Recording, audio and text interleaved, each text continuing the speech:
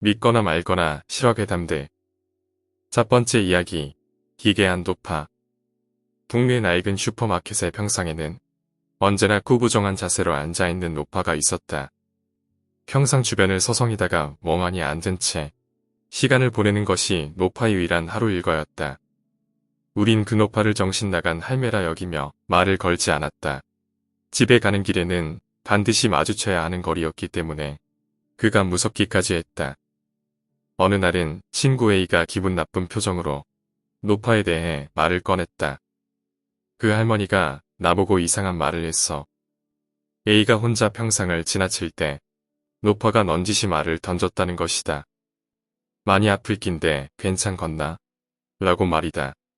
얘기를 전해 들은 친구들은 너나 할 것 없이 노파에게 저도 한마디씩 들었다며 대화를 이어갔다.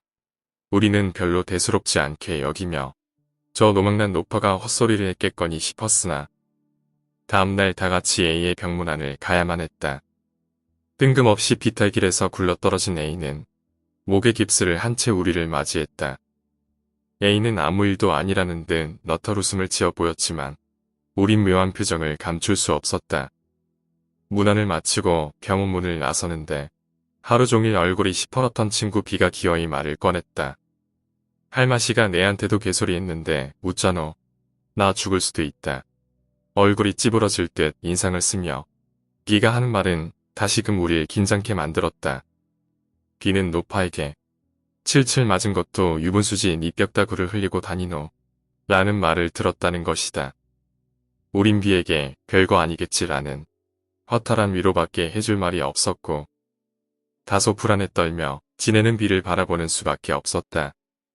정신병자 마냥 눈이 어두침침해져가는 B를 놀리는 무리도 있었으나 다행히도 얼마 지나지 않아 B는 정상적인 삶을 되찾을 수 있었다. 자신을 놀리던 무리와 치고받고 싸워 이빨이 몇 개 나간 것을 제외하고 말이다. 재밌는 것은 나도 그 노파에게 이상한 말을 들은 적이 있다는 사실이다.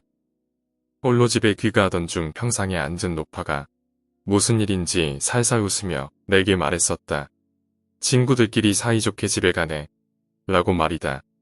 난 아직까지도 노파에게 들은 얘기를 친구들에게 얘기한 적이 없다. 아니, 정확히 말하자면 말하기가 꺼려진다.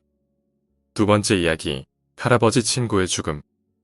할아버지의 친구분은 웃음이 해픈 사람이었다. 인맥도 두텁고 덕망이 넓어 아랫사람들에게 좋은 귀감이 되셨던 분이다. 간혹 알 수 없는 말씀들을 하셨다만 다들 개의치 않아 했고 그분이 하시는 모든 일에 토를 달거나 의심을 품는 이는 없었다. 어떤 날은 슬그머니 찾아오셔서는 할아버지와 약주를 드시고 또 어떤 날은 담배를 태우시며 덕담을 나누고 가시는 날이 빈번했다. 그러다 며칠간 궁한 표정으로 말할 듯 말 듯 무언가 꺼림칙하신 것처럼 말을 할까 망설이시며 할아버지와 담소하시는 모습을 본 적이 있다.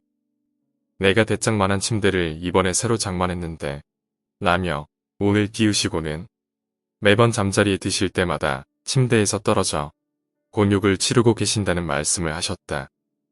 대수롭지 않은 듯 할아버지는 뭘 그런 일을 가지고 호들갑을 떠느냐 하셨지만 친구분이 이어서 근데 그게 누가 자꾸 밀어. 집사람은 아닌 듯 한데 누가 자꾸 밀어낸다 카이 하시며 고개를 갸우뚱했다. 할아버지는 당최 무슨 소린지 몰라 하시며 친구분을 집으로 돌려보내시곤 이런 얘기는 함부로 남한테 얘기치 말거라 하셨다. 그로부터 한 달 정도 흘렀을까. 친구분이 찾아오셔서는 또다시 침대 얘기를 꺼내셨다. 할아버지는 또 그런 얘기를 하느냐며 혀를 끌끌 차셨지만 친구분은 그 침대 놔 죽구마. 난 이제 필요가 없어. 하시고는 평소와 같은 인자한 미소를 띠시며 집으로 가셨다. 며칠 뒤 사람을 시켜 정말 대짝만한 침대가 우리 집으로 들어왔고 할아버지는 비싼 돈 주고 샀을 텐데 하시며 친구분께 전화하셨다. 친구분은 한사코 너가 져라 누가 니 주락하더라 라는 말만 하셨고 할아버지는 먹으라노 내 술이라도 거하게 사지 하셨지만 그 통화가 두 분의 마지막 통화가 될 줄은 아무도 몰랐다. 어이없는 교통사고로 친구를 잃은 할아버지는 쓸쓸하게 창가에 앉아 담배를 연거푸 태우시며 그 놈이 알고 있었구만 하시며 애꿎은 물음만 치셨다. 세 번째 이야기, 어떤 아줌마의 죽음. 30여 년 전의 이야기다. 당시 중학생이었던 나는 친한 친구와 둘이서 학교가 끝나고 집으로 돌아가고 있었다. 그때 내가 살던 곳은 바다에 인접한 마을이었다. 친구와 함께 신나게 떠들며 집으로 돌아오고 있는데 갑자기 어떤 아줌마가 말을 걸어왔다. 검은색 모자를 쓴 데다 온통 검은색 옷을 입고 있는 약간 마르고 키가 큰 사람이었다. 상복은 아니었지만 조금 이상한 느낌이 들었다. 그 아줌마는 우리에게 바다는 어느 쪽인가요? 라고 물었다. 바다는 거리로는 가까웠지만 가는 길이 복잡했기 때문에 나는 정중하게 가는 길을 알려주었다. 아줌마는 고맙습니다 라고 말하고 그대로 사라졌다. 그 동네는 해수욕장이 있는 곳도 아니었기에 바다에 가도 아무것도 없을 텐데 뭐하러 가는 걸까 라고 투덜댔다. 그런데 이상하게도 그 아줌마와 이야기를 나누는 동안 평상시에는 밝았던 친구가 아무런 말도 하지 않았다. 한참을 같이 떠들고 있었는데도 말이다. 그리고 그 아줌마가 간 뒤 한참이 지나서야 그 사람 엄청 무서웠어 라고 한마디 할 뿐이었다. 나도 무언가 이상하다는 생각이 들어 신경이 쓰였지만 어쨌거나 그대로 집에 돌아갔다. 그리고 그날 밤 친구에게서 전화가 걸려왔다. 친하기는 했지만 직접 전화를 하는 것은 처음이었다.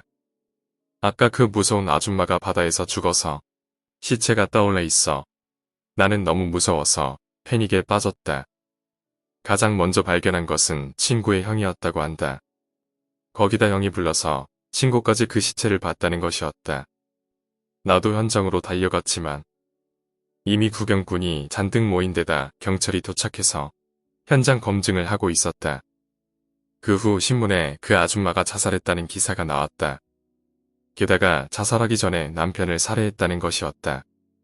남편을 죽이고 나서 바로 검은 옷으로 갈아입고 우리에게 바다로 가는 길을 물어본 다음에 자살을 한 것이다.